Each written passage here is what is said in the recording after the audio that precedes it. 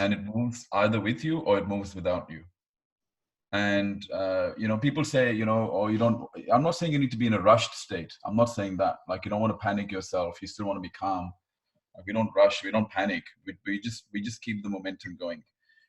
After you've had your 5 hours of sleep, what's the rest of the day? The momentum should stay. Then you just stop when you sleep, and then you keep the momentum going throughout the day. Like, business building is hard, but that's why you can't slow down for long periods of time and lose momentum. All right, Anand, just make sure you have a plan to get back on track. Can I just add something to that? So Anand, I was having this call with one of my mentee, and she is also in 9 to 5 job, and she has her kids, she has her projects to meet, and all those things in that chaos. She said that, Dave, one of the toughest thing for me right now is to find a time. I'm not able to make videos. I'm not able to create content. And the conversation, when we went deep, what we realized is our external world is nothing but the reflection of our internal world. If there is a gap between who you truly are and where you want to go in terms of your mission, and if you don't own up your mission, then what's going to happen is anything which is happening outside, you'll find internally, you'll find a reason and justification saying that, you know what, I actually don't have time. That is the symptom. The root cause is that truly, am I even really committed towards my mission? Am I even driven? Are my priorities right? When you fix the internal world, the external world starts fixing automatically. And after, what do you do in your lunch break? What do you do in your 10 minutes break? She said, I eat food, or she said that I have my food on the table itself. I said, okay, once you eat your table, why don't you take a walk of 5 minutes, make a quick post, come back up. And the other things that we realized is she was taking up too many things. And those things they were not even urgent, they were not even important, but anybody would come and disturb her flow. So what's going to happen is the hardest thing for us today is to stay focused, because we have too many distractions in our world. Our emails are popping up, cell phones are messages are popping up, people are coming and knocking on your office door or at your desk, and we start taking the random things as they come in. I said, no, you need to operate as the CEO who's running multi-million-dollar business, somebody who is so true to the mission, and try and delay the work. Whoever is coming, say, hey, can we talk after 1 hour? Just try and do that. 50% of the people will not even turn back after half an hour, 1 hour, because they will find the way to solve the problem. We try and put too many things on our plate, thinking that things will not get done if I don't do it. Now, I'm not saying that is your situation. I'm saying in general, anybody who is facing the situation or challenge that, look, I don't have time to make a video, I don't have time to make a post, you directly telling me that you're not good at your Dave, can't hear you. You're not good at your work management. No. Sorry, who's that again? It might have been Anand's reception, because we can hear you. Might have been your reception, Anand. Yeah, we can hear you. We can hear you. And we can hear you. So the ideally, what we are supposed to do, and not again, guys, this is not just for Anand. I know everybody goes through this phase where we get caught up with life and things are happening to us, but in reality, we're not in control. It's not the life who should be dictating what we should be doing. So I used to go and I used to even just make one selfie video for 1 minute and just put it up. It's not a big deal. Okay, so go make one minute selfie video, put it up. Now we discussed one thing, that one of the most important criteria for all of us to succeed is becoming world class. Keeping that benchmark, world class will not find any excuse to justify. And most often being productive and being busy, that gets overlapped. And at the end of the discussion, she realized that, it's actually not true. I was just trying to be busy, trying to justify my inability to focus on what is important for my life, which is my mission. And for my mission, I need to create the content. So indirectly, it is not the time. Indirectly, that's not the priority. Indirectly, what was the importance is she was not 100% committed in what she was doing in terms of her mission. And that's why she could not find the time. So time is always there. Like if Narendra Modi can have time early morning to do yoga and work 18 hours, and then, all the successful people, they have time. So I don't think there's any reason why we should not have time. At least 5 minutes, 10 minutes, 15 minutes. There has to be no reason whatsoever not to create a content every day. As I say, a day without content creation is a day wasted. You're not Yeah. given anything to the universe. So when you don't give anything to the universe will say, you know what? You've just done only what is required to survive. So I'm only going to give you what you need to survive. When you ask the universe that, you know what, I want to give you more, despite of these challenges, I want to give you more. I had 2 minutes, universe, but here it is. It's a crappy video, but I'm giving you something than nothing. So universe says, okay, you know what, I appreciate you for your effort, and I'll give you something more. I think that's the mode that we all need to operate in. And I did say once that if you're finding time, it's more important than time management is energy management. If your energy levels are not high after coming back from work, you need to really look at your nutritional needs. Are you exercising? Are you getting enough oxygen? Are you doing deep breathing? Are you getting sunlight? Are you eating enough vegetables? Because energy management is even more important than time management. If you don't have energy, even when you have a time, you will not do anything with that time. And we had one consultant that used to work for us. She was single and she was renting and she was working in our business part-time, and she never had time to do what we asked her to do. And when I look at Caroline, she's involved in two of my businesses, she has her own business, she has children, she has a full real estate portfolio, and Caroline always had the time, and this person who was working part-time and renting and had no children, no family, did not have time. So it's just, you see it everywhere. Right? She was always, oh, I'm too busy, I've got this happening, my sister's kids, this happened with my sister's kid, and then this happened. And I'm not criticizing her, but what I'm saying is I used to always think it's so interesting. People convince themselves that they generally don't have time. So yeah. The other thing that we do, guys, is we convince ourselves that we're tired or that we've had a hard day's work and we can't do any more. If you love what you do and you fall in love with content creation, I'll guarantee you will be able to find energy. Yeah. And I know this because Ron and I both got back from London and Ireland, and we arrived in on a Friday morning and we spoke to Dev that evening. And then the next day I traveled for 4 hours in the car because Ron and I had to work. Now my family were going, you must be tired, you're jet lagged. If I had listened to them, I would have been exhausted. I had more energy than anything. I came back at 10 o'clock at night and my husband's like, you are like on fire. He was ready to go to sleep. I'm like, okay, let's do the next slot. What can we do? Let's clean the house. He wanted to go to sleep. So if you love what you do, you will find the energy. And I know that because I used to be there. And we did sleep for 2 nights after we came back, and we worked through in spite of not sleeping for 2 nights. My head was like so heavy, and my eyes were so puffy. I looked at myself in the mirror and I thought, I should, but then I kind of feel that all of my friends who are sleeping and they don't have time, they're all depressed, and and look at Dave. Like, Dave's a remarkable example of somebody who just keeps going, relentless.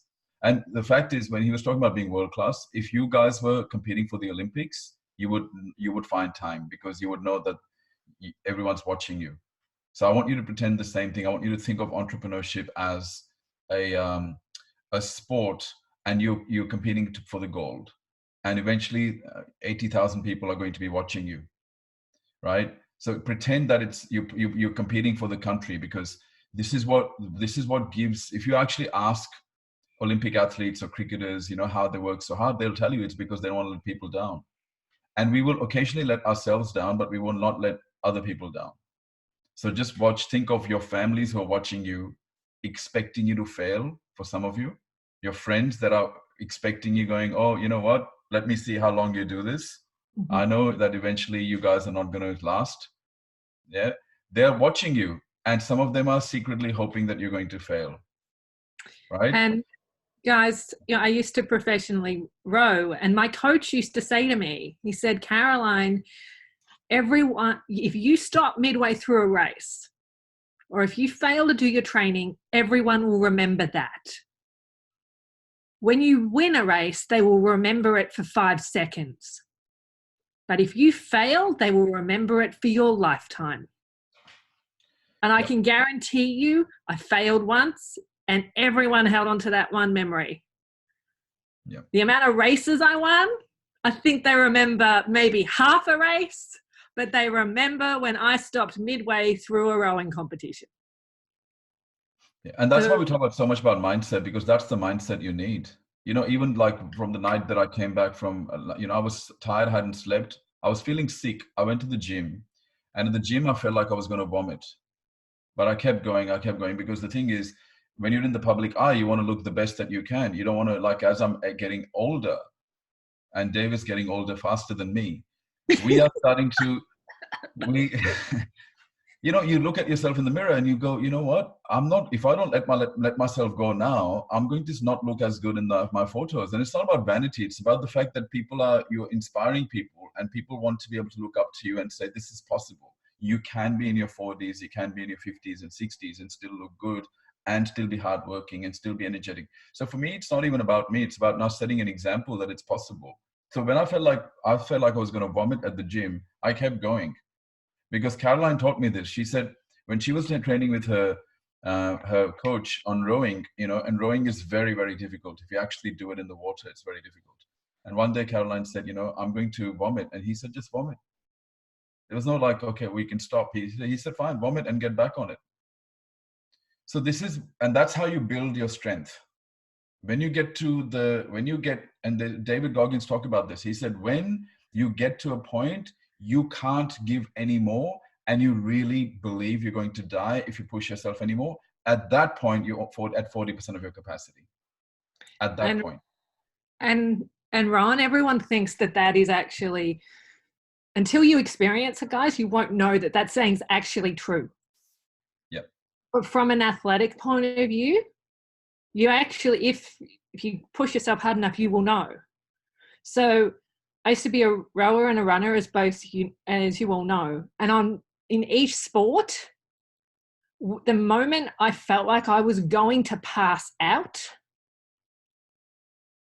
once I pushed through, I had another 2 hours in me. So if that tells you anything, okay, so I did a 40K run. At K15, I wanted to pass out. And I said to my coach, I can't go any further. And he said, well, you stop and you double it, which would have been 80K. Thank you very much. Or you keep going. I finished 40Ks. I can tell you I had more energy at K30 than I did at K10. Yeah. And I don't think it's about physical resilience either. It's about testing your mind. Because this whole game is mental and emotional. And where most people will fail is not because of the business strategy or the knowledge. That's not where people are going to fail. They'll fail because they cannot manage their thoughts and emotions. 100% of the time, it'll be that. Ron, the reason athletes can do it so well is they master their mind. Yeah. Because what you realize is your body yes, your body has limits, but your mind will shut you down quicker than what your body will. Yeah. So just so you know, when I say to people anything's possible, people say, oh, well, can you become a basketball player and compete with Michael Jordan? I said there are limitations physically, but there are no limitations mentally. Just remember that. And you're in a mental game anyway. You're not in a physical game. So there are no limitations. And you just need to really understand that today, there's a pretty good chance that you're at 1 or 2% of your capacity. You're not even at 10, 20%. That's really the bottom line. And whatever you're thinking of, that's why when Dave talks about Grant Cardone, about 10x, you actually understand why he's saying that. He said, whatever you're planning on doing, just do 10 times more than that. Not once, not double it. He just says do 10 times because he knows where our capacities are. And like some studies have even shown that our brain, we only use 3% of our capacity or something like that, 3 or 4%. So we're not. So if you're tired, it's really, or you feel like you don't have time. This is where most of you are going to have problems, not in the knowledge and strategy part, because I can tell you what we've taught you.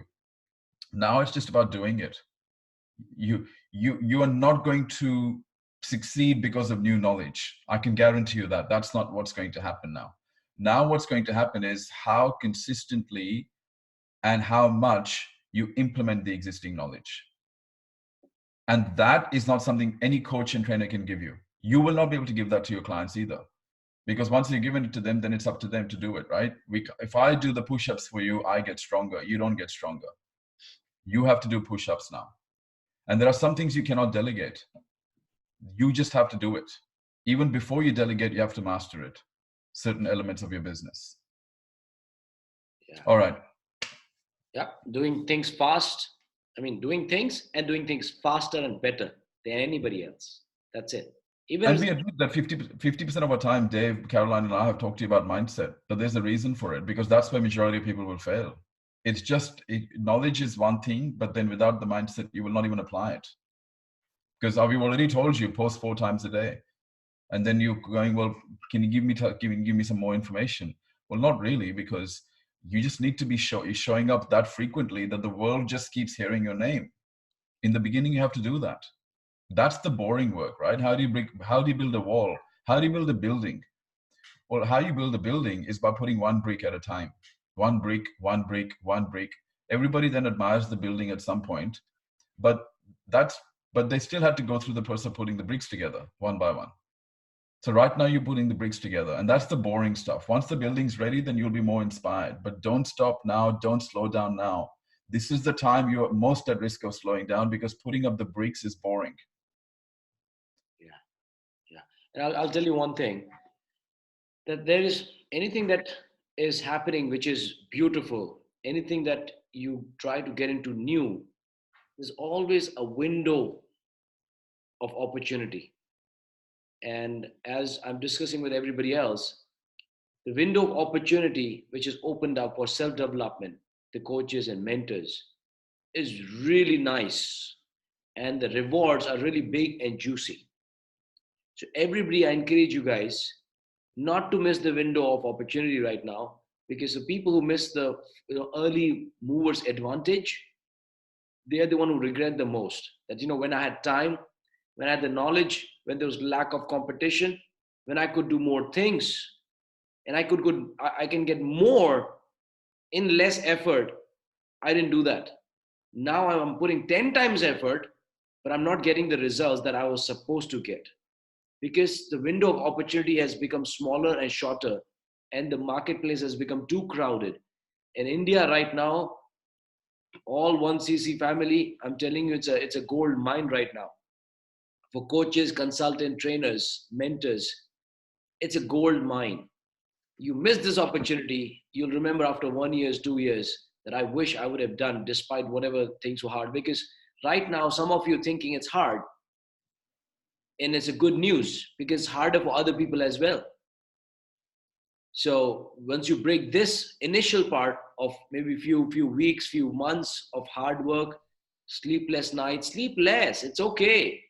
Sleep 4 hours, sleep 5 hours, sleep 6 hours. You're not gonna die. But when you miss this opportunity, it's gonna be very, very difficult to get the momentum going. So do a little bit, even a little bit. So progress over perfection.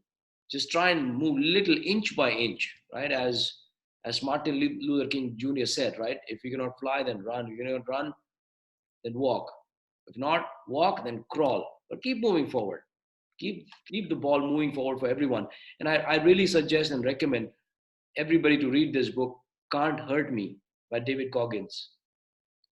When I listened to this audiobook, it just blew my mind away.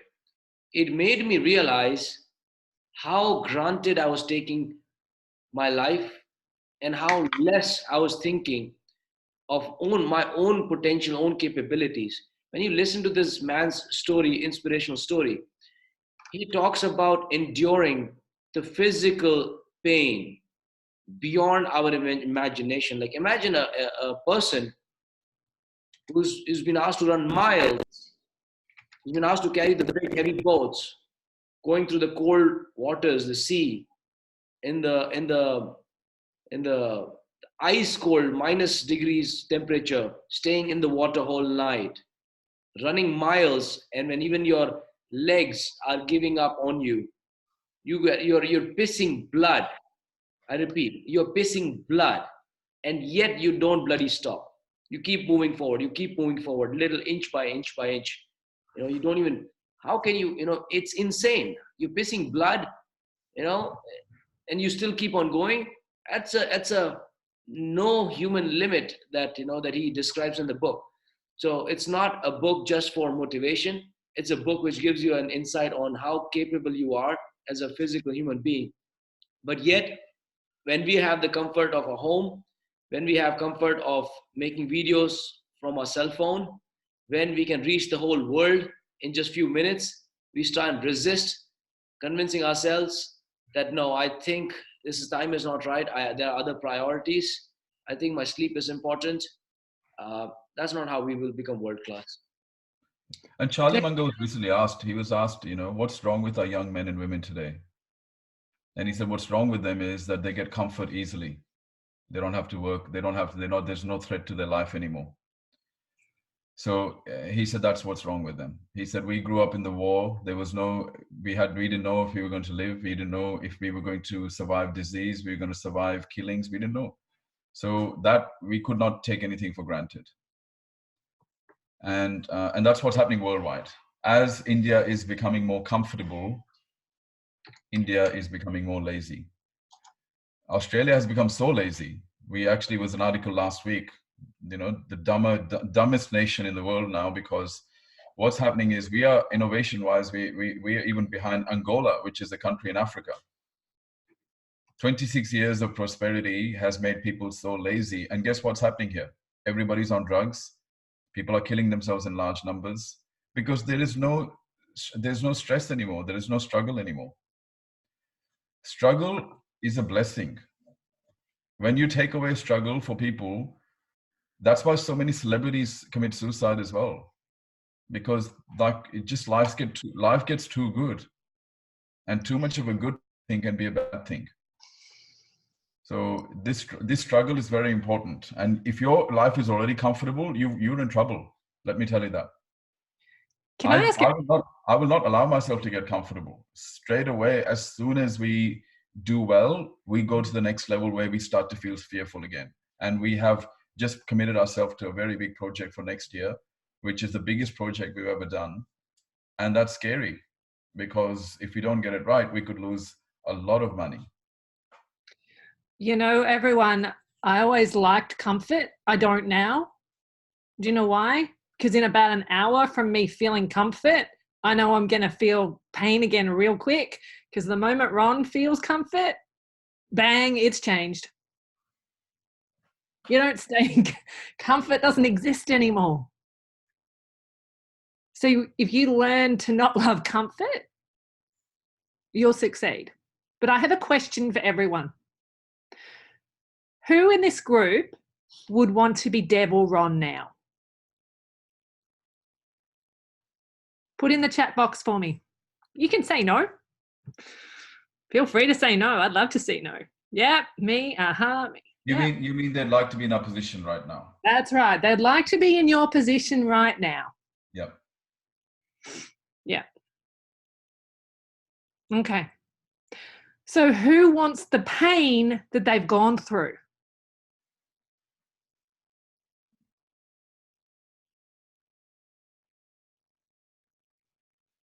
Yeah, you all want the pain? So you want the success? You got to have the pain they've gone through, guys. What you see in front of you now hasn't just come. I've worked with Ron very closely, and I've worked, and I've seen Dev's pain. Dev is, Ron and Dev are two people I've never met another two like them. You might want to be them. So now start to love pain. But imagine people like Grant Cardone and these guys, like 100 times, they're experiencing 100 times more pain than us. So even right now, when we look at ourselves, I feel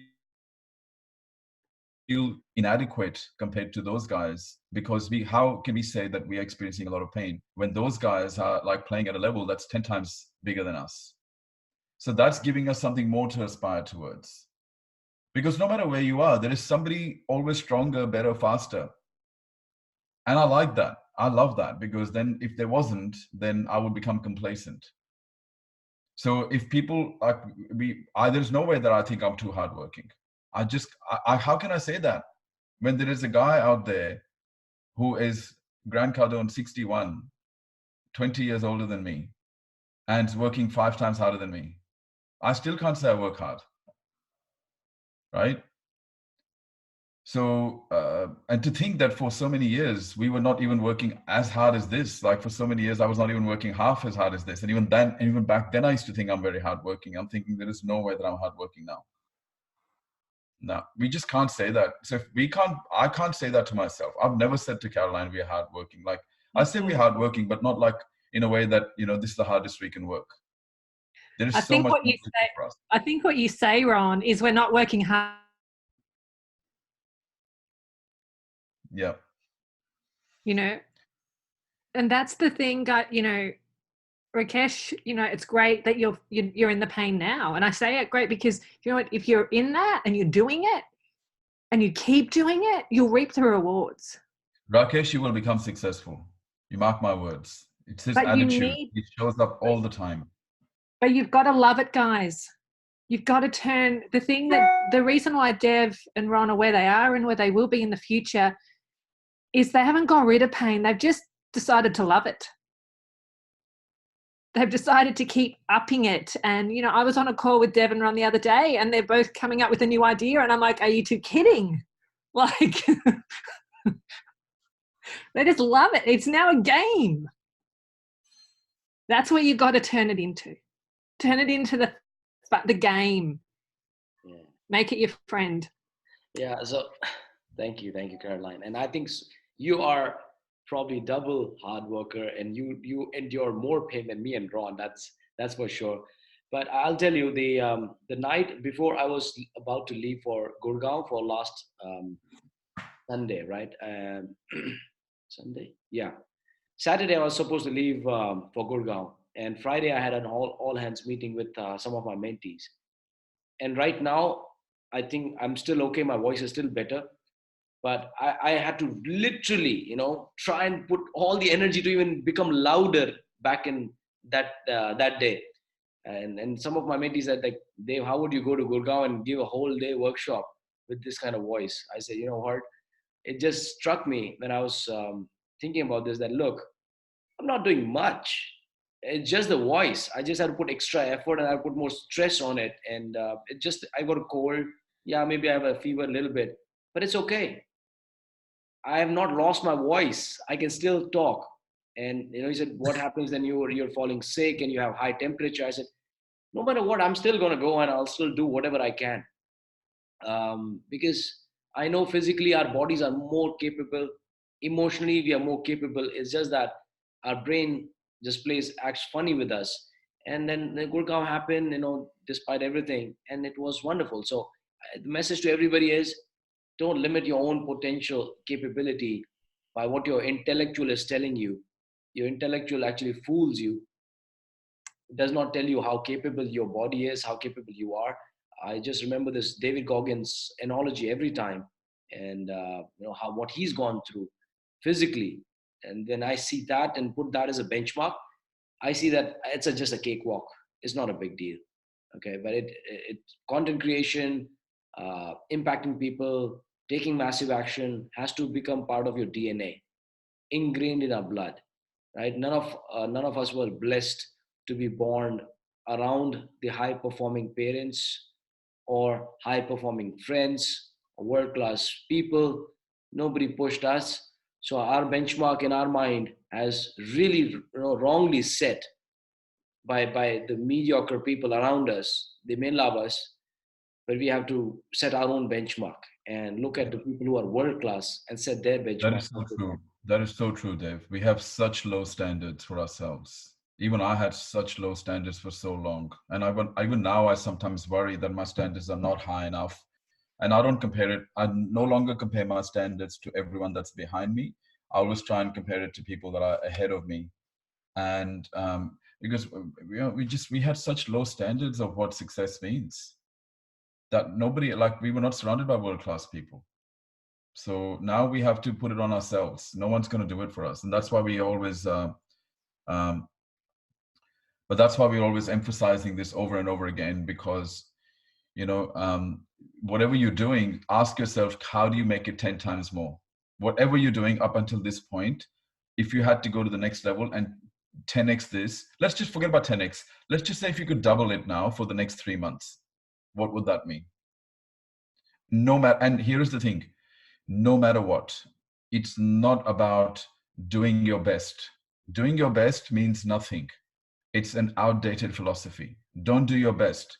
Replace doing your best with doing whatever it takes. Doing your best is for losers. That language is constantly used by losers, right? So replace that with what I will do whatever it takes, not doing your best. So leave that for all the average people. Yeah, that's beautiful. I love that analogy.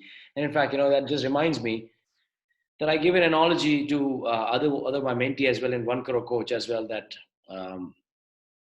what got me here, or anybody here, is not same level of action, same level of knowledge, same level of emotions, same level of drive will not take you where you want to go. I've got here because of certain level of all those. But now I'm looking to 10x my life, to 10x my income, and have 10x more impact. I need to have all that multiplied 10 times. That's what's going to get me there. So if I have to put in terms of money, like that's what people try and measure their success on. So money is one of the aspects. So what got me 1 crore in 20 months will not take me to 10 crores. Same level of action, same level of knowledge, it would not. So now what am I doing? I'm trying to increase all my levels to the 10x level. And today is the first day that me and my team, we are moving to a co-working space called WeWork. I know it's an additional, money, like 36,000 per month will just go on. And I could have saved that money sitting in the home. But I know the cost, if I save that 36,000 or 38,000 rupees per month right now, cost of that saving is much higher than cost of not doing it and not going to the next level. I need the change of environment. I need the change of becoming more professional. So I need to take everything to a 10x level. A lot of people will not understand. It's like, Dave, your everything is going fine. Everybody's Naz and Harish are working from your place. Why do you need to go somewhere else? Everything is comfortable, right? I can wake up when I want. I can work whenever I want. But I know my effort, my drive will not be 10x level if I'm at my home level. So I hope it makes sense. And guys, this is for everybody, okay? Because I know everybody is in the same boat. All of you are not working up to your potential. Maybe Rakesh has just started 2xing his effort. And I would like to congratulate Rakesh for his sheer determination and effort that he has put in last, I think, few months. He's burned his boats.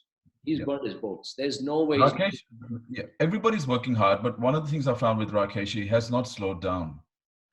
And so that we noticed that because we know that's what we did.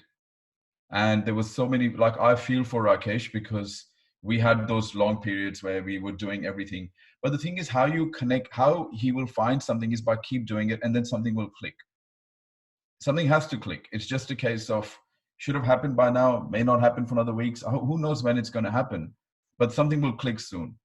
But that attitude is how we can know who the winners are. We just know that attitude leads to winning. And I'm not saying that people in this business have not been consistent, but we have seen people move and then slow down, move and slow down, move and slow down. Rakesh hasn't. That's why we don't want to congratulate him. For me, like, Rakesh doesn't need to win big right now to be a winner. In my mind, he's already won because of that attitude. Yeah, yeah.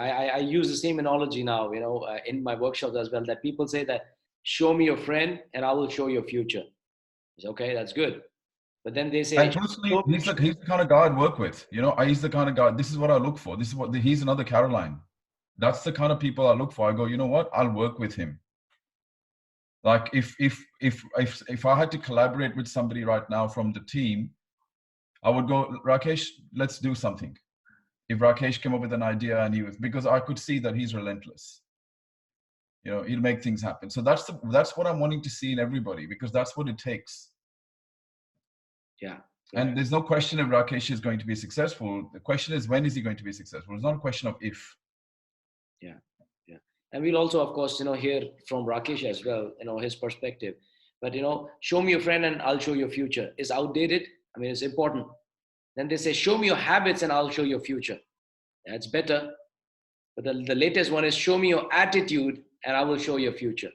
And your ability to stay on that attitude for a longer period of time when things are not going well, which is in the case of Rakesh. For a long time, it was not falling in place and he was trying and trying and trying. But, we should congratulate him that he's got his first workshop done physically. And he's closed 2 clients as well. Sorry, Rakesh, I'm just sharing. The good news should come from you, but I'm sharing the number from my side already. So Rakesh, do you want to share something like how your last few weeks, few months have been?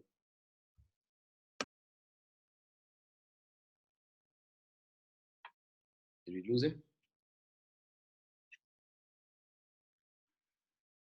Rakesh, can you hear us? We can't hear you. Now? Yes, we can hear you now. Okay. So I think last few months, I would say it's been a crazy ride. I would say it's a downward spiral that I have went through, but it is one of the beautiful phase where I have evolved myself in terms of who I am. So while I was going through the ride, what I realized is my capabilities are. So I was pushing myself hard every day. I came up with a complete digital program. I have shot almost 36 to 40 videos. I've edited them. I have put the content. I have prepared my school. I have started selling that. 10 people are already in my digital program school. But something which was stopping me from going big was because I was thinking very small. And when I was thinking very small, it was always haunting me that how do I up my game? Because I have burned my bridges, honestly speaking, and I don't dream to go in that world again forever. So that is very, very clear. Whatever I'll do, but I'll not go back there. So uh, I think the workshop idea came last 1 month. And since then, I was just logging like anything because workshop required a lot of inorganic traffic. All of them need to be called up. So I was calling each one of them. I had no idea about what program I will come up with, even though I have put the content right. The kind of mix of audience that I was getting was very, very confusing. And I was kind of talking to Dave last time that we have a bunch of entrepreneurs as well as the professionals. Somehow they turned up and uh, I called almost 70 to 80 people for Mumbai workshop. I've been calling now 150 people for the Bangalore. But these calls are giving me a lot of clarity in terms of what they actually their pain points are. It is giving me an understanding of what I should offer as a person. By the way, calls. What he means by is literally calling each and every lead that he's got. 150 people. For 150 people, hold probably even 1 day is less because not everybody will pick up your phone on the first one. Absolutely. So that is giving me a lot of insights into my customers or the target audience minds now, because now I am very clear that where I need to play. My play area is getting clearer and clearer. Even when I did my first workshop, I was not clear. In fact, just prior to the first workshop, 2 days back, I did my first, I think, 15th webinar or so for the digital program, and it tanked. Nobody bought it. So I was pretty depressed by the end of the night. 10 to 11, I was working with my friend to just tell him that how the workshop flow will be.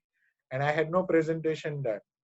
I had outline and everything because the day before I had a talk with Dave, so it was more or less clear. But I was watching all the videos of workshop in order to understand that how would I take the flow. I was away from the long hours workshop as such because I was doing only 90 minutes webinar. So getting into the flow of that 8 or 9 hours rigor was very much that I was looking for. And until my mind was clear, I was not even taking any action. So until 7 o'clock on Saturday, I had not even prepared a single slide of my workshop. And from 7 o'clock to 12:30 in the night, I prepared everything because by that time I was clear what program I need to make.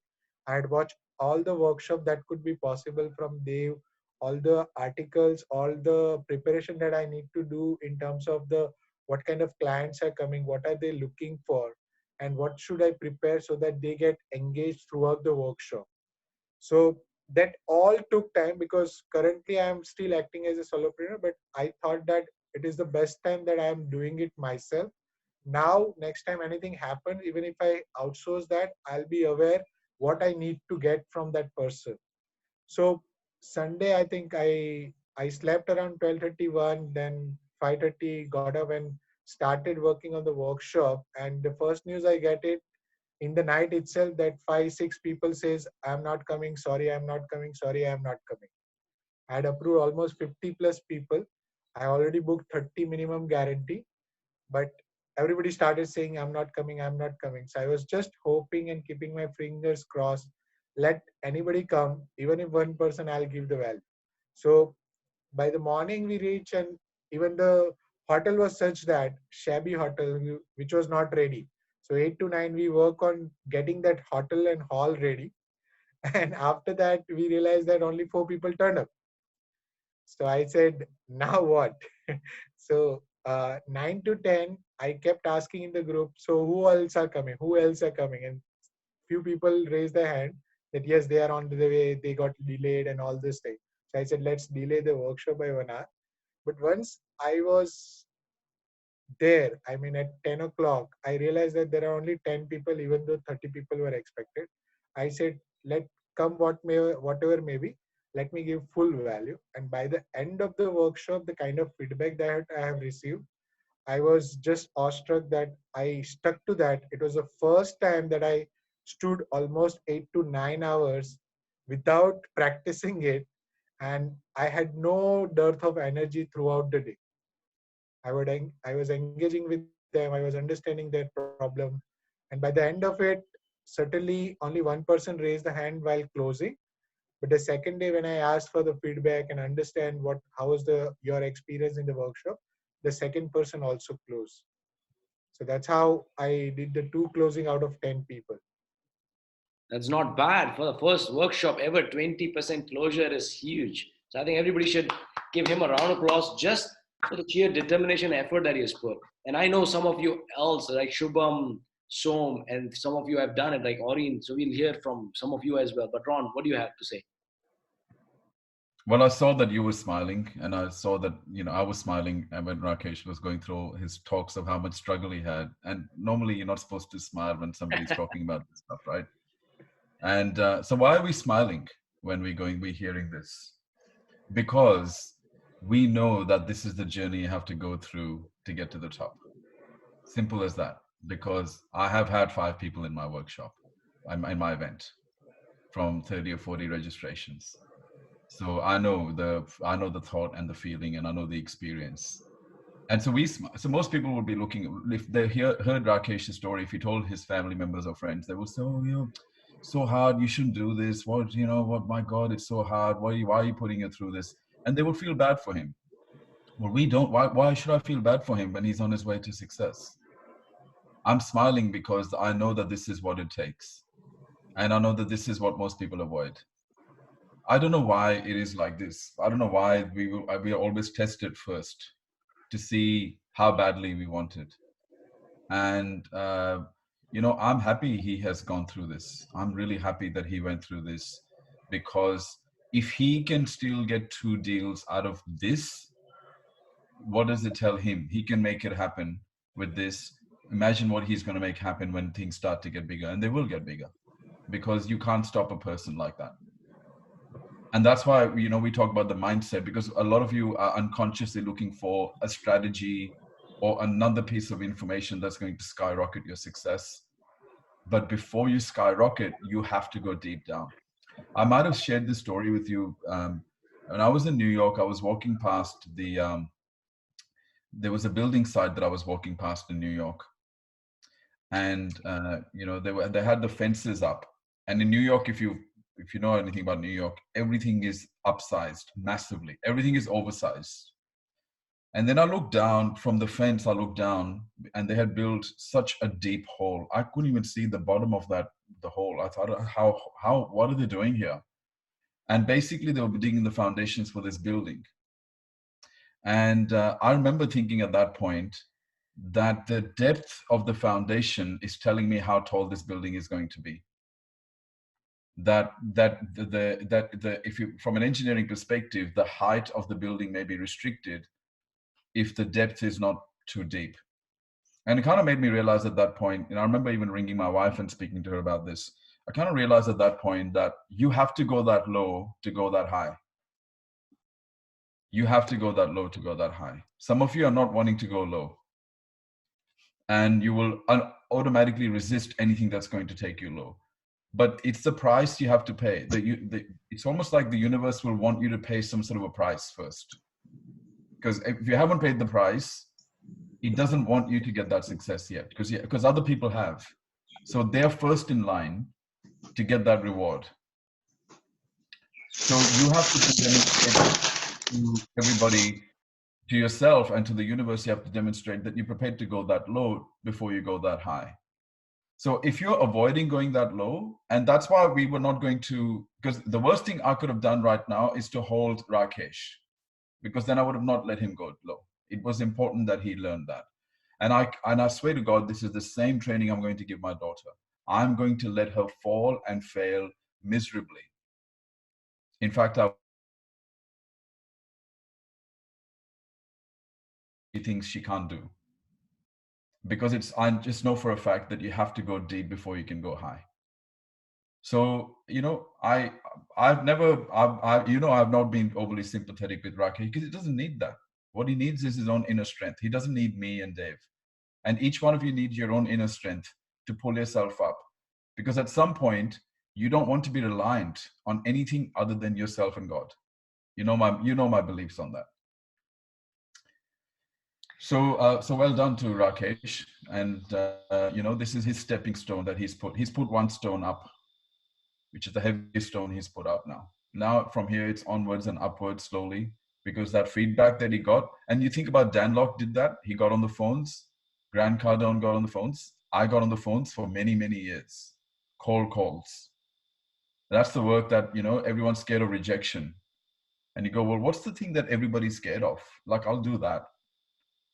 You know, I'm speaking at an event today, you know, like it's being on a panel is also daunting, because you're with other intelligent people and there's an audience watching and you don't know what question they're going to ask you. That's not easy. You can't even prepare for it because you don't know.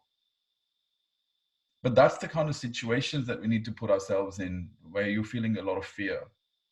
And Rakesh has had to confront his fears head on, and he just kept coming back and kept coming back and back and back. And that's how I know that he's made up of the same material that Caroline's made up of and Dave's made up of. And you guys are made up of the same thing as well. But when you guys slow down, because things are hard or things are getting in the way, that's when you see, it's only then that we know. Like Warren Buffett has a saying, it's when the tide goes out, you find who's been swimming naked. Anyone can sail a boat in good weather. Question is, can you sail a boat in bad weather? Anyone can become a sailor in good weather, right? So that's what we're wanting to see now, is what's going to happen when things get in the way, when people die, when people get sick, when you lose your job, when you have problems with your husband or wife, and when you have people criticizing you. It's only in those moments you're going to reveal who you are, not in other moments, not in everyday ordinary moments. And so that's where I respect Rakesh. He's won my respect. And, you know, I don't expect anybody to respect me for things that I haven't done and followed through on. And I don't give respect easily either. Like, I give respect to a human being for being a human being, but there is another level of respect, which is respect for being the individual that you are. And, you know, I don't want you to respect me either, just because I'm a human being, just because, you know, I'd rather earn the respect from you. So it's the same thing. Rakesh has earned the respect. So now it's your turn. Now it's your turn. When you go quiet, when things are bad, what are you going to do? It's your turn now. Yeah. Can I ask everyone, what activities in last 1 month that we've spoken, that you've done, where you've displayed the courage? Can you just put in the chat box? What is it that you've done in last 1 month that displays, or like you had to, you know, bring the courage up to do this? All right, Som has done 1 physical workshop. Yes, I know.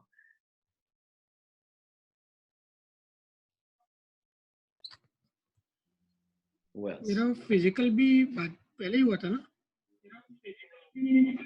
बाद में हुआ था, पहले हुआ था. You're unmuted, Shubham. All right. Okay, just put in the chat box, quick. What courageous acts have you done in last maybe 1 month, 2 months, 3 months, whatever?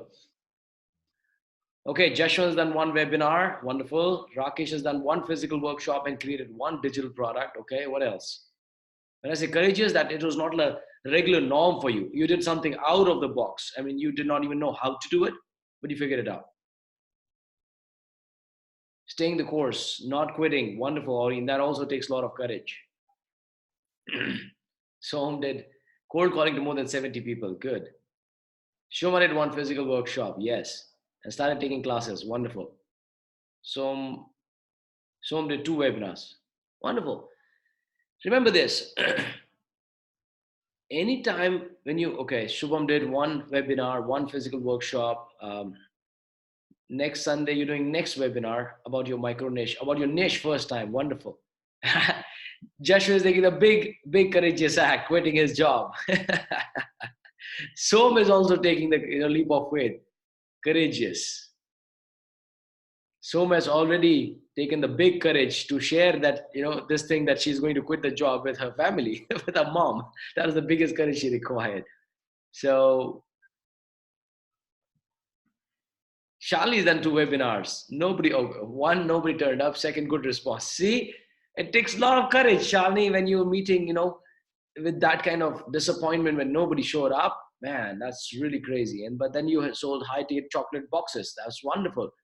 So I believe that each one of you have just experienced probably 0.1% of the courage that you will need to become the successful entrepreneur.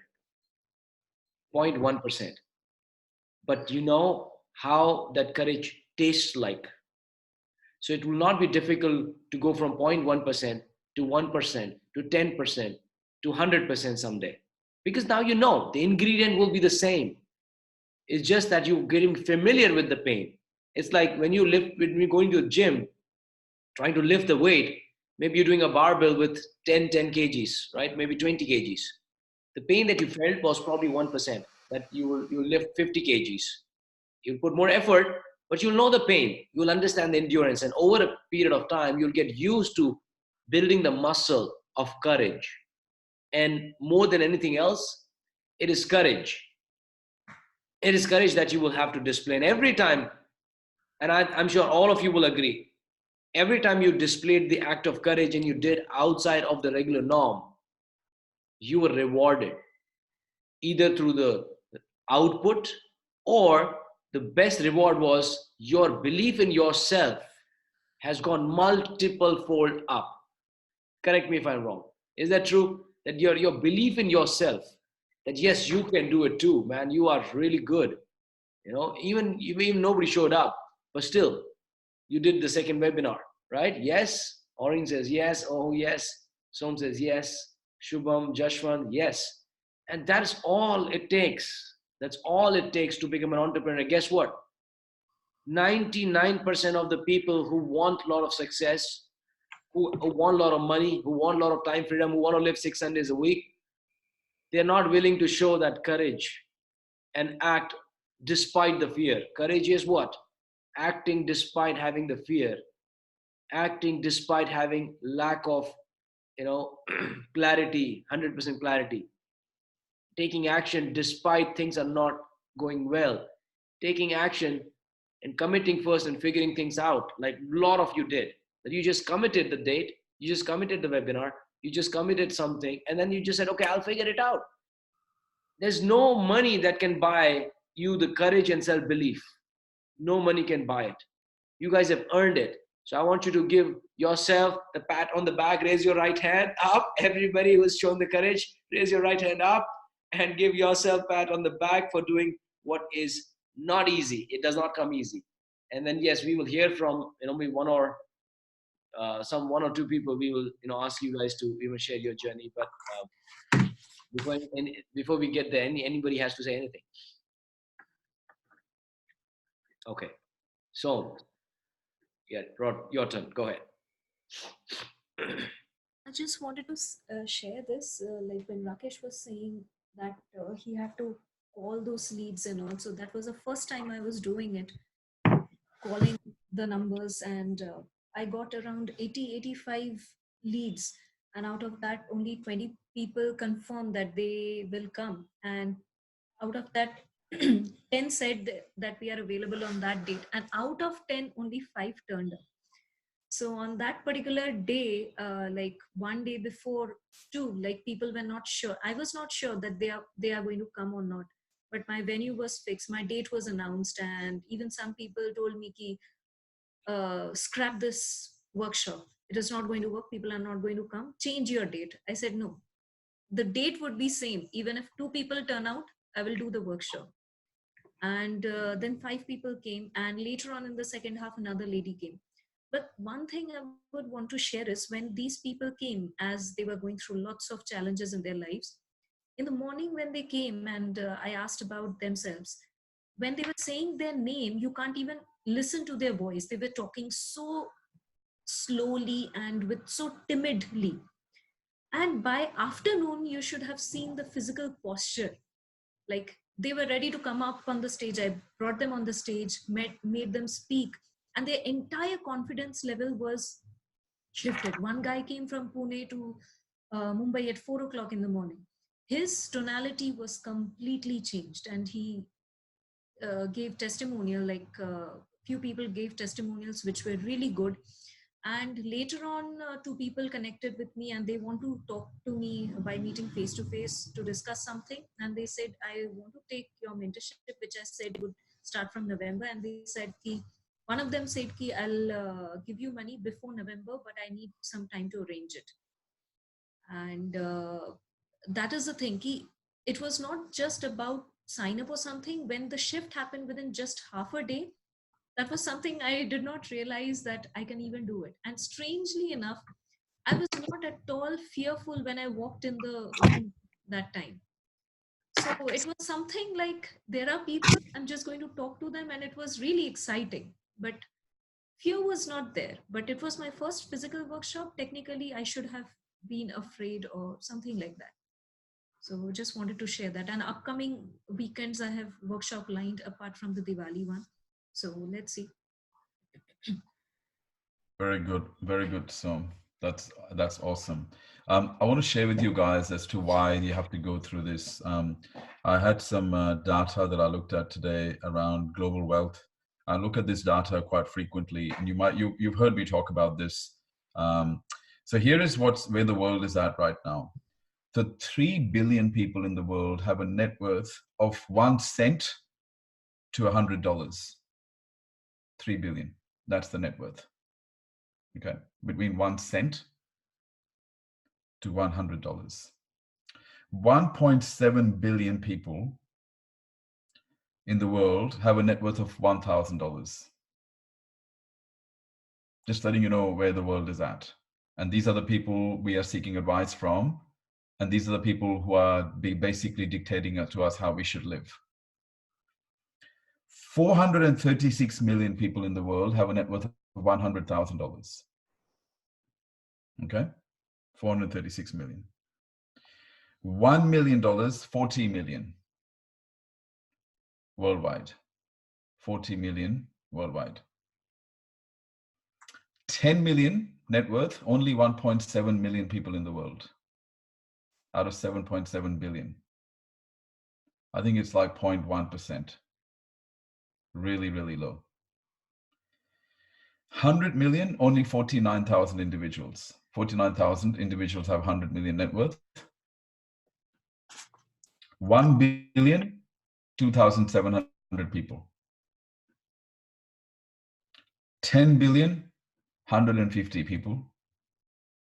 100 billion, only 2 people. But just letting you know that even if you want to have $1 million net worth, you're basically trying to be in the top 5%. Yeah. And I can tell you, to even get to that point where, you know, like Caroline and I are in that category of official millionaires, but it's who cares? To get to that point is what we have to do, a lot of things that other people will not do, just to get to that point, right? So our next goal for Caroline and me is within the next 5 years to get to 10 million net worth.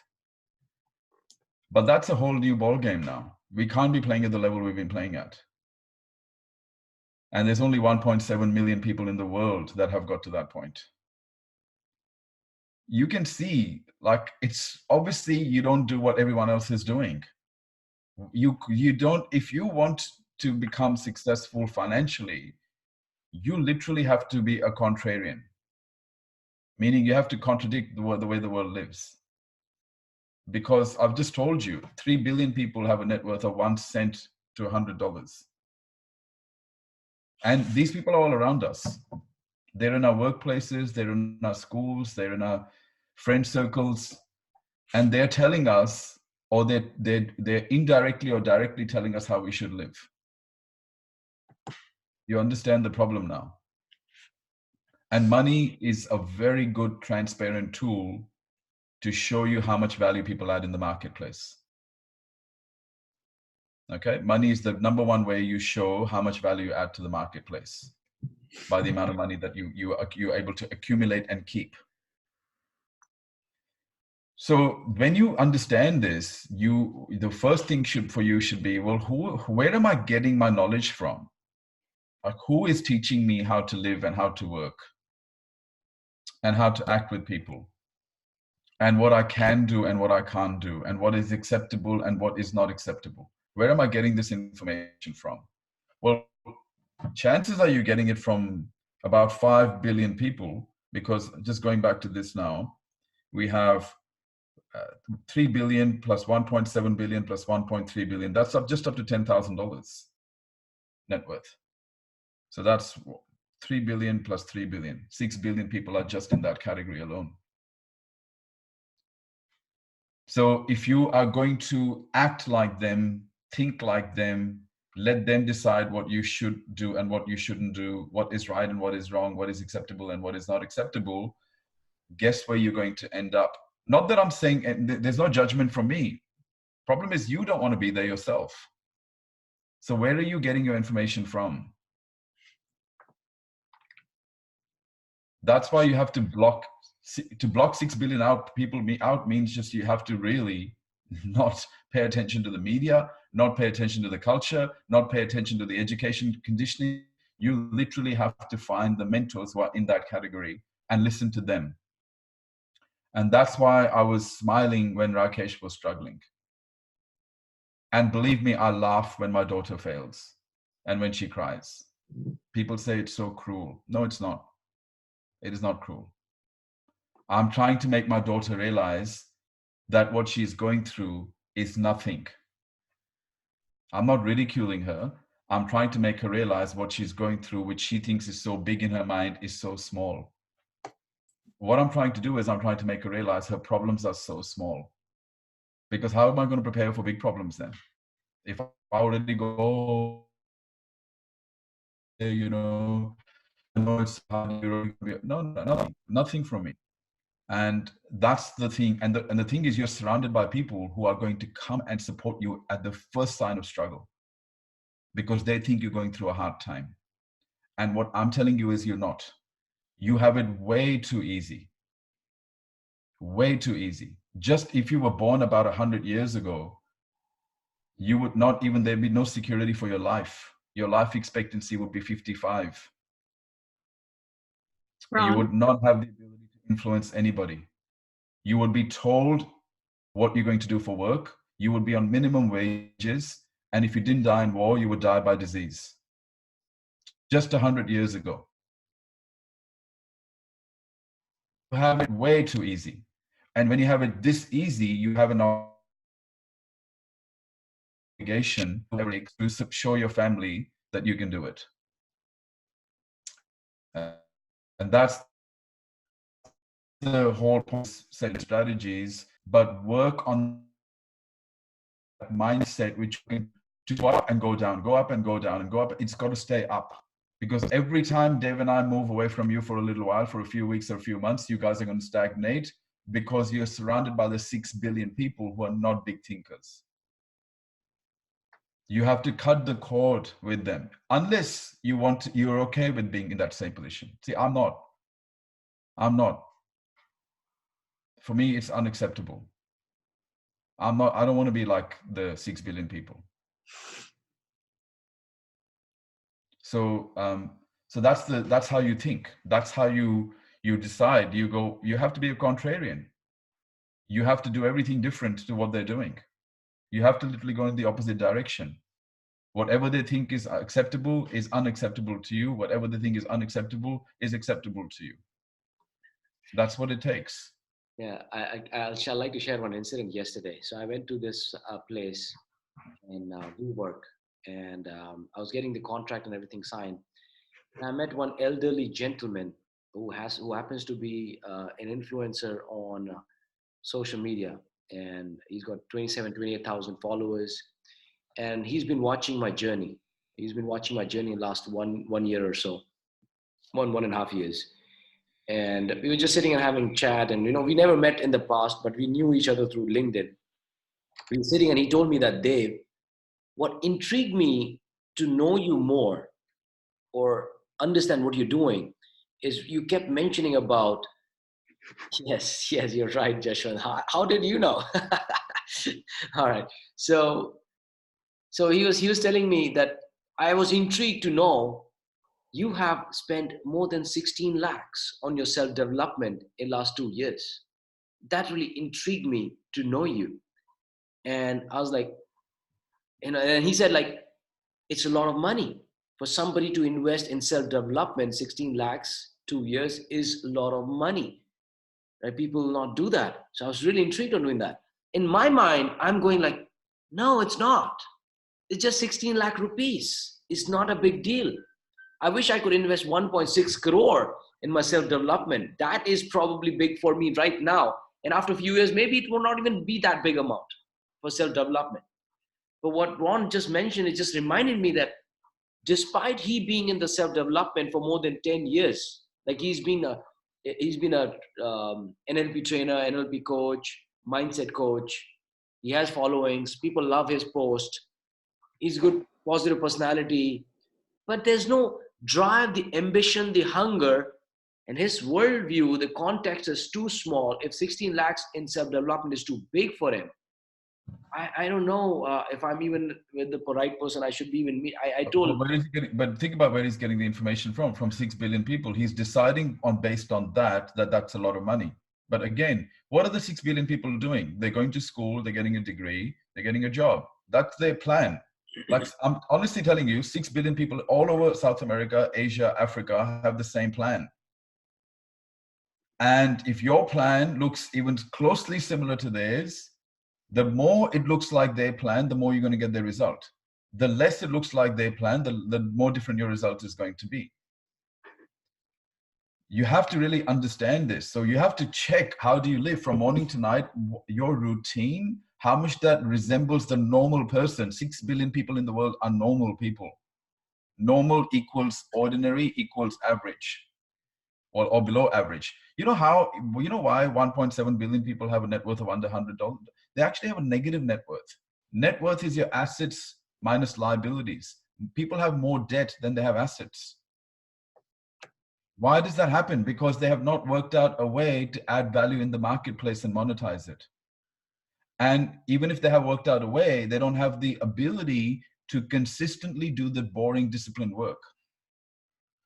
Even if they have the knowledge, they don't act on it. I'm just telling you right now, right here, people don't do door-to-door selling. 60% of CEOs came from door-to-door selling backgrounds. People will not do cold calls. Like I'm telling you straight up right now, what the problem is. They're too worried about how they're going to look. So how many calls have you made yesterday? How many people heard from you? How many people heard your name yesterday? I can give you the statistics on yesterday, how many people heard my name. Through phone calls, through emails, through social media, I can see obviously how many people have heard my name yesterday. And again, it's not about vanity. Coca-Cola still advertises. They would have still somewhere in the world, they would have put an advertisement or a billboard or a TV ad about their drinks. So Coca-Cola is doing it. Why aren't you doing it? Because you have a voice in your head. And that voice is not your voice. It's the voice of 6 billion people. All telling you at the same time, you've done enough. You're going to burn out. It's too much. Work and life balance. It'll never work. It's the 6 billion voices are talking to you at the same time. And it's slowing down your energy. And you don't even realize it. So when she's coming from that paradigm, she's already looking for where people are not thinking for themselves. And she's seeing it everywhere. She tells me. So that's what Rakesh has done, is he has transcended the limitations by not letting people decide. And as he pushes through, he'll influence more and more people, because people will be influenced by his actions, and then they'll be convinced that he's the person to lead them. That's like success is like a predictable science. There's no mystery. Like he won't fail. He can't fail if he's doing this. It's no like, oh, can he do this and fail? No, he can't do this and fail. This is not, everything he's experienced is not failures. Those are lessons that he had to learn. We had to learn them as well. They make you humble. They ground you. They give you the foundations. Those are lessons we all have to learn. So you can't avoid your lessons. The longer you avoid the lessons, the harder it's going to be for you. And then also, are you going to do it then? If you're not prepared to go into the hole now, will you go into the hole later on?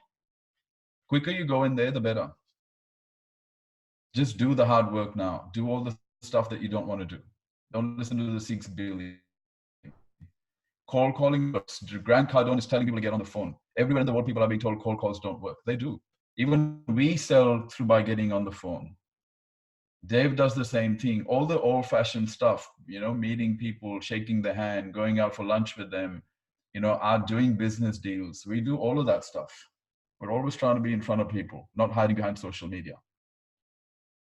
Real connections, real stories. We're doing all of that stuff. Are you doing it? Because you know all of that. We've told you how to do it. Now it's just, are you going to do it now? Because if you don't do it, your net worth will be up to $1,000. Then don't complain. That's what the 6 billion decided to do. Not to get on the phone, not to sell, not to market, not to promote, not to brand, not to create content. There's only 600 million people on LinkedIn. You know that, right? Out of 7.7 billion, there's only 600 million on LinkedIn. You understand that? Yeah, not even a billion. And majority of them are inactive accounts. They show up once in a while, once in every 2 months, and say hello and just like a couple of posts and then disappear for another 2 months. So you do not see the opportunity. And there's more and more people jumping on every day. More and more of your potential future customers are jumping on and joining every day. And when they jump on, don't you want them to be that yours should be the first name they hear? Because if they don't hear yours, well, guess what? They'll be hearing Dave and mine. But there is so much fish, like it's a big ocean. And as I said to you, if you have 3,000 people paying you $3,000, that's 9 million. That already puts you in that small category of 1.7 million people in the world. 3,000 people. So to get 3,000 people, you have to work bloody hard. To get 3,000 people paying you $3,000, you have to work hard for that. But the numbers are there, and they right now, the numbers are very supportive of your business success. And so you have to find a way to remind yourself of this. Because again, Dave and I, you're not going to hear from us every day. Will you remember the 6 billion rule? I think they all will remember now. And about the LinkedIn is so interesting part, because all the people that I've met, all the strangers, like last time when I was going to Gurgaon, there were 2 strangers I bumped into. Say, hey, we've been following you. Are you Dev Gadhvi? He came from LinkedIn. All the people that I've met, strangers that have been following you, Dev, I've seen your videos. I said, they all come from LinkedIn. He said, I saw one of your video as well, that you were standing with your team and you're, shouting and yelling something, some red color video. You're saying something. I said, oh yeah. That was Passionpreneur Creed. So they remember that what we are doing, everything on social media.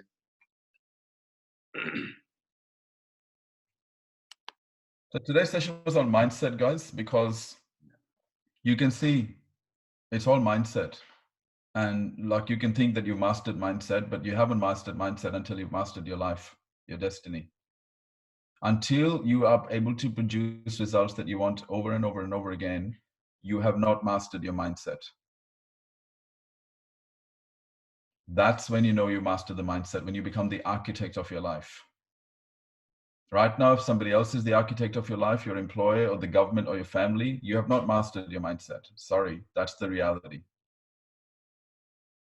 That's why we keep going back to this. You know when you mastered it, when you're constantly designing the life that you want. Until then, you have to keep working on this. Keep working on it. Might take a few years, but it's okay. You'll progress in those few years, and then you'll eventually achieve mastery, and then you'll continue to design the life that you want. Caroline and I have both done that. Dave has done that. Rakesh is going to be the next one. Let's have a competition within the 1cc group. Who reaches the 1 million net worth within 5 to 10 years first? US dollars. Right? 1 million US dollars net worth. Net worth means not your income, not your profit, nothing. It just means how much you actually own. $1 million worth, excluding your home. I don't even include my home in my valuations. Same thing with Caroline. I said, don't include your home. It's not an income producing asset. We are that strict with our net worth calculations. It wouldn't matter how much my house is worth. I could be sitting on $1 million house. I don't even factor that into the valuation of my net worth.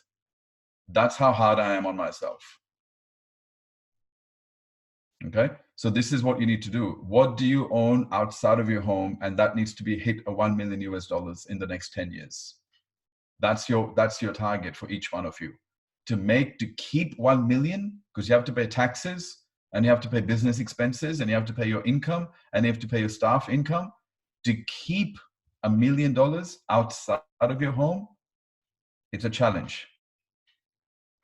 But 49 million people have been able to do it. So why not you? It's not like 10 people have done it. 49 million people have done it. Now we just need more people from India doing it. And believe me, you have the right knowledge. The knowledge that you have right now is sufficient. What we need now is the attitude and the work ethic to match it. If we keep giving you more knowledge, but your attitude and work ethic remains at this level, you will not do anything with that knowledge. The work ethic needs to go up now. So, and guys, join the race Ron and Deb are talking about. 1 million USD, 10 years. And we have a big party. And hopefully all of you will be there. So we have a massive party, and you guys are going to pay for everything, drinks and lunch and everything, dinner, because you'll have the $1 million each. I like that. Massive party. A good party. Seriously, why don't we do this? Why don't we say in the year 2030, we go overseas, somewhere like Los Angeles, we rent out a massive mansion. You all pay for it, of course. You help guys pull in because you've all hit $1 million US net worth. And you put that on your vision board, and you pull in money, you hire out a massive mansion for 1 week, and we have the biggest party ever. And we look back in 10 years and go, my God, like, how did we do this? What a magical moment. Think about that for a second. Some of you are probably already going, it can't happen. That's the 6 billion people talking. And guys, it can happen because it's a race. My 9-year-old said to me this morning when he got his results, he said, Mum, I figured out what I have to do. I said, what, sweetheart? And he said, I just have to keep running in the race and watch everyone else fall behind. Or I everyone said, what quit. do you mean? Wow. I said, what do you mean fall behind? He said, well, there's 6 of us in my group. And I was the only one who did the work over the school holidays. I get to jump to the next level now. They have to stay behind. Best lesson he could have ever learnt. He's going to run a different race to you guys, but you know what? You're in a race now. Watch everyone fall behind. And don't change lanes. I had one guy ring me this morning, who was one of my consultants. He was telling me he's gone on to something else now. And I said, listen, he said, at least I'm not giving up. I said, you are. You keep changing lanes. That's giving up. Don't change lanes. You're on the best lane. Listen, I'm telling you from experience, this is the best lane to be in right now in the world. This whole education industry in the world is in trouble. And there has never been a bigger demand for leaders and conscious entrepreneurs and people who are going to educate and train people. You are in the best lane now. You already have a head start over a majority of people in the race who haven't even started. And even when they start, they will not be equipped with the right knowledge. So you may not see it right now, but if you've understood the compound effect, which I'll talk about in the MBA of Success, all of the things, you've triggered the compound effect already, except that it's invisible for a long time. So you already have a head start over all the people in India that have not even started in this industry. Some of you are already doubting, and maybe some of you have already quit. Some of the people that started with us have already quit, right? So that's what happens. We've got 12 people, 10 people standing now, right? So eventually another 5 or 6 will quit. Okay. And then that's what happens. And then you just go, half the battle is just to show up, because half the times, most of the people will quit. So that just puts you on top. And then the other half is your efforts. 50% is your efforts. 50% is just to stay consistent and work, not to change lanes and not to give up. Just those 2 things will get you to the top 5%. Then the money comes, and it comes in big numbers. It doesn't come in small increments, because then all of a sudden 10,000 people know you. Then from 10,000, it doesn't go to 20,000, it goes to 40,000, 50,000. Then from 50,000, it goes to 150,000. It starts to compound fast. But the first 100,000, you are going to have to work your butt for. You will absolutely give up everything that you have to get to the first 100,000, because there is something about the compound effect. Just the universe will not reward you until you've got to that point. Then it starts to become easy, but then the moment it becomes easy, you step it up again. You don't allow the ease to get into your mind. That's why Caroline and I, in our next year, the event that we put in, just to give you an idea for the next year event, we are paying $100,000 just for the venue alone. Just for the venue, we're paying $100,000. Right? That's like a big thing. You know, even the top of the top people are not paying that kind of money. But again, it was time for us to challenge ourselves. We already know how to make money. We already know how to make the amount of money that we're making, and that money is very comfortable for us, but it's not about the money. It's like, I can't be satisfied being at this level. So remember that, guys. 1 million USD, 10 years max. Some of you may achieve that before, and some of you 1 million USD outside your family home, 2030, and we have a party in Los Angeles. Some of you are kind of going, this is just not even something I can get my head around. That's what thinking does. But it's not a big target, by the way. Jeff Bezos is making 14 million an hour USD. Don't worry about the shortage of money in the world. There is a lot. 14 million an hour he makes. Right? David Beckham is making 88,000 pounds each day. So there's no shortage of money. It's just about you stepping up and you really don't have much competition here. Some of you, I don't understand. Some people are going back to their job. I'm like, they're like, oh, it's getting very crowded. Are you kidding me? 600 million people on LinkedIn, like less than 5% of them are doing anything. And you're going to go back to a job which has got like billions of people doing the same stuff and training for it. The mindset just, it's like, you can't even like make sense out of it. So this is your chance. Go all in. And 10 years. And so that means you really have to keep 100,000 after all of everything. You have to keep 100,000 a year. That's what's going to get you to 1 million. So think that big. Love it. I think we should end it on this high note. How many of your mind have been blown away by now? How many of your mind has been blown away by now?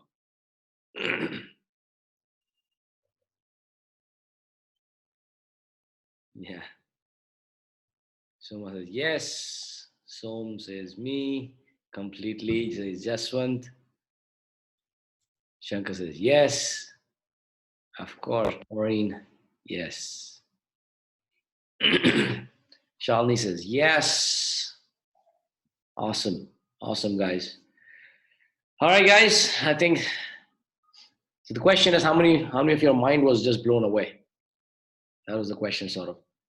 I am in for 10 years. Awesome. Let's try and do it in less than 10 years. 10 years, the highest benchmark. But Joshua is going to do it in 5 years. Yeah. It's 100%. Good. All right, guys. Thank you so much. Take care. Have a fantastic day. Speak to you soon. Bye.